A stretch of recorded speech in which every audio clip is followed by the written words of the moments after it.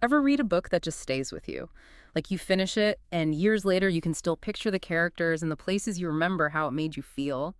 We're taking a deep dive into a book like that today.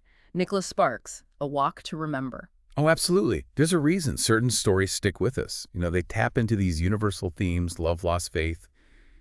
Even within a unique plot, those themes become mirrors reflecting our own experiences back at us. And Sparks has a knack for making his settings so vivid. Even just from these excerpts, you feel transported to Beaufort, North Carolina, those quiet streets, that old graveyard. It's almost like the town itself is a character. Right. Absolutely. It's more than just a backdrop, though. The setting becomes intertwined with the character's emotions.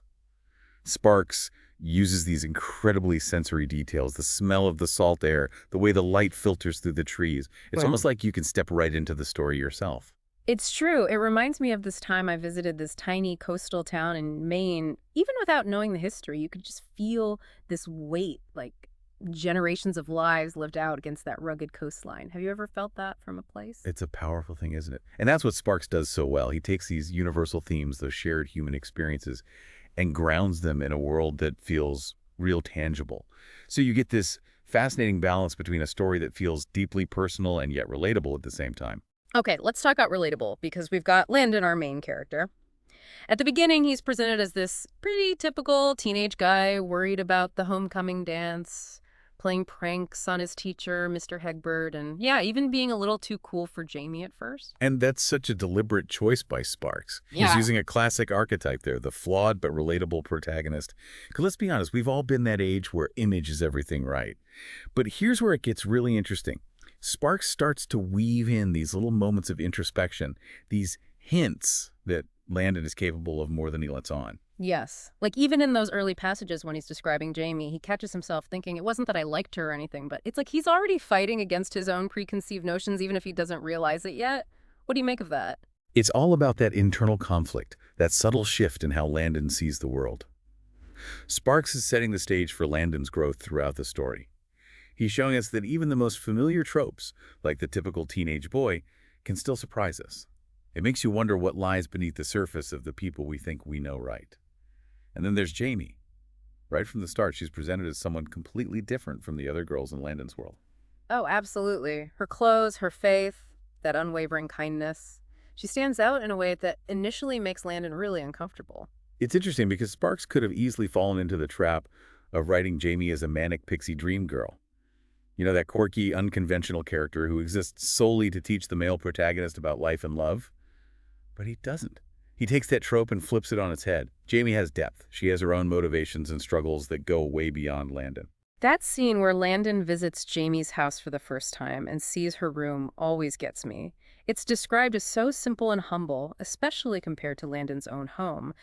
Sparks isn't just telling us Jamie is different. He's showing us that her inner world, her faith, are what truly define her. Exactly. And that contrast highlights one of the novel's central themes. True value isn't found in material possessions, but in character, compassion, and connection to something bigger than oneself.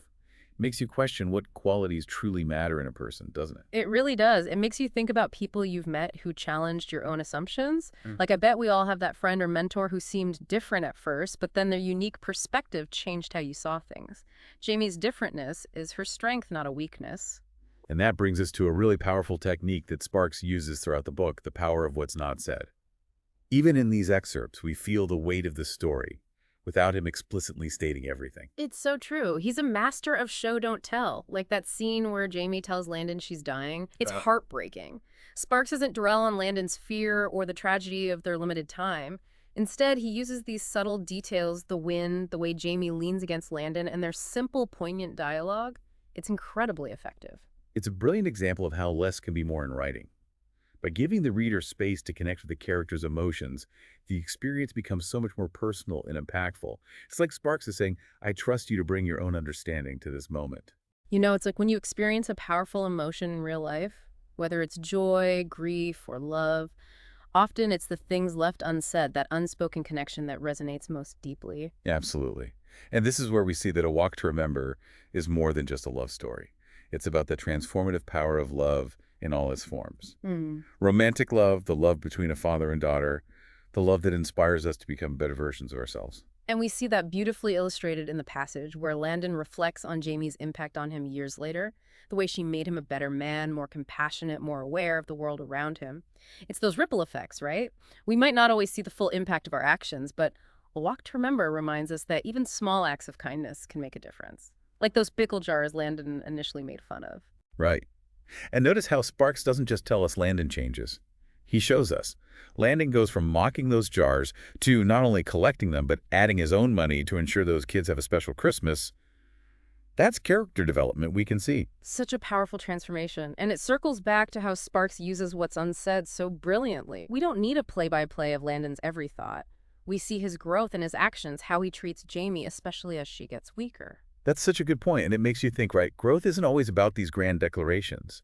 It's about those small, consistent choices we make to act with love, even when it's hard, even when we don't feel like it. Like Jamie says, love is always patient and kind. She doesn't just say it, she lives it out, even while facing her own mortality. That's powerful. It really is. And it makes you question, how do we each define miracles? Are they always these huge supernatural events? Or can they also be those everyday acts of courage, compassion, those moments of connection that make life meaningful even in the midst of pain? Sparks leaves us with a lot to think about. But one thing's clear. A Walk to Remember sticks with us because it reminds us that love, in all its forms, has this incredible power to change us, to connect us, and to make even an ordinary life a story worth remembering. Beautifully said. And on that note, this has been a truly insightful deep dive. Until next time.